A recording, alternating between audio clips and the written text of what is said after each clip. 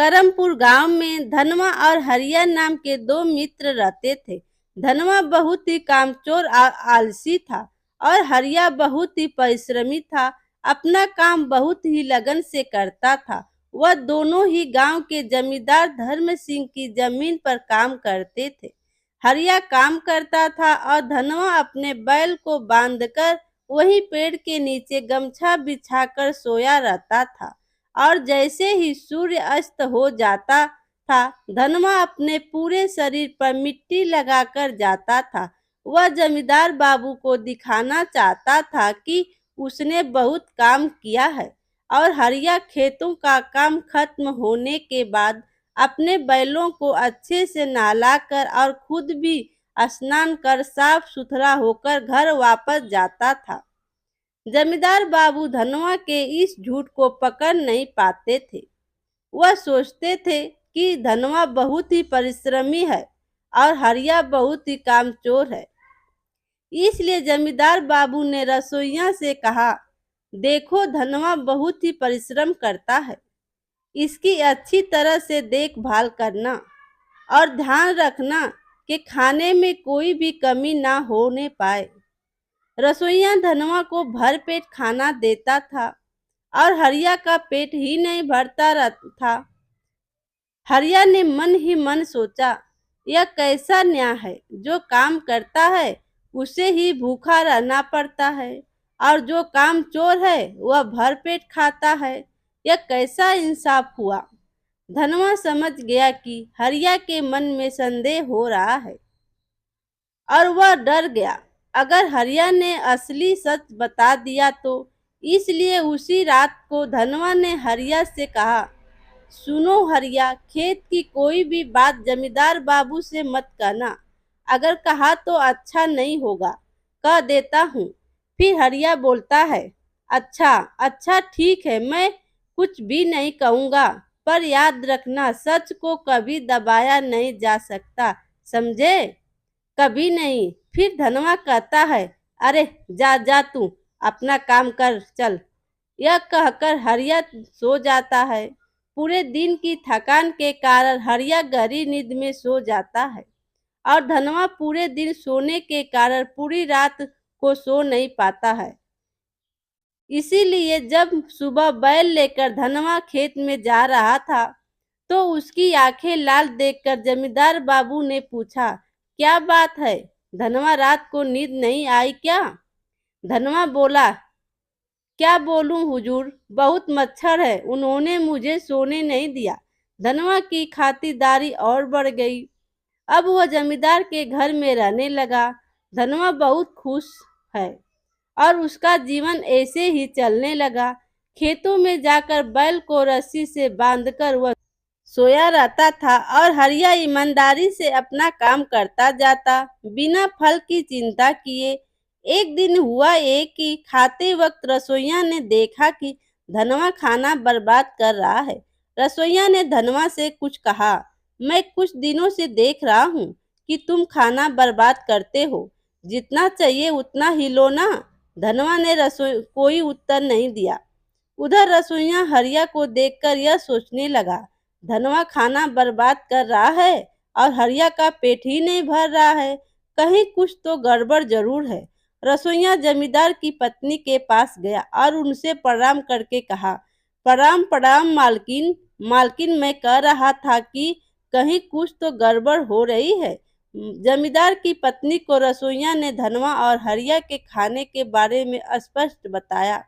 उस दिन रात को जमींदार की पत्नी ने जमींदार से कहा, अच्छा सुनो तो सही, धनवा और हरिया खेतों में क्या काम करते हैं, वो आपको एक बार देखना तो चाहिए। क्या काम करते हैं, कैसा काम करते हैं, आपको नजर तो रखनी चाहिए। जमींदार बाबू ने कारण जानना चाहा तो तब जमींदार की पत्नी ने संदेह का कारण बताया। सुनकर जमींदार बाबू ने सोचा, बात तो सही है, एक बार अपनी आंखों से देखना उचित होगा।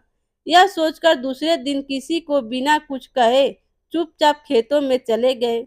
दूर से खड़े होकर उन्होंने देखा कि हरिया बहुत मन से काम कर रहा है, जैसे वह अपने लिए कर रहा हो। अब वह धनवा को ढूंढने लगे।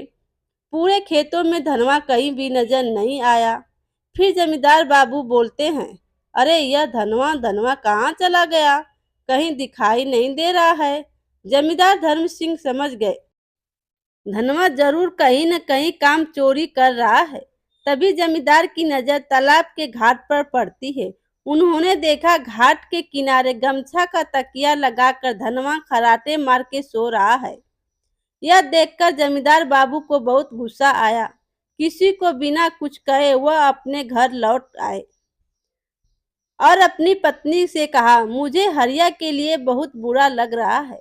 नहीं नहीं, मैंने उसके साथ बहुत अन्याय किया है। एक आदमी बिना कुछ कहे परिश्रम करता जा रहा है और दूसरा बिना काम किए सारा सुख भोग रहा है। यह नहीं हो सकता। मैं हरिया को पहचान नहीं पाया। तब जमींदार की पत्नी ने कहा, आप न हरिया को कोई दूसरा काम दे दीजिए, उसके बाद हम अपनी बेटी की शादी उससे करवा देंगे।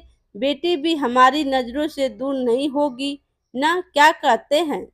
आप बोलिए ना। जमींदार की पत्नी की बात सुनकर जमींदार बाबू को बहुत अच्छा लगा। जमींदार बाबू ने सूर्य अस्त होने तक इंतजार किया। उसके बाद जब वे दोनों लौट आए तो जमींदार बाबू ने धनवा को बुलाया। धनवा, अभी मेरे कमरे में आओ, तुमसे कुछ बात करनी है। मुझे धनवा कहता है, हुजूर शरीर में मिट्टी लगी हुई है ना, मिट्टी साफ करके आता हूँ। पूरे दिन मिट्टी पसीना, पहले इन्हें तो साफ कर लूं। जमींदार बाबू कहते हैं, नहीं नहीं, इसी वक्त मेरे कमरे में आ जाओ। जमींदार यह कहकर चले जाते हैं। धनवा को कुछ भी समझ में नहीं आता है कि अचानक यह क्या हुआ। धनवा धीरे धीरे जमींदार बाबू के कमरे की तरफ गया। जमींदार बाबू ने धनवा को देखकर कहा, आ गए? अभी तुम्हारा एक काम बाकी है।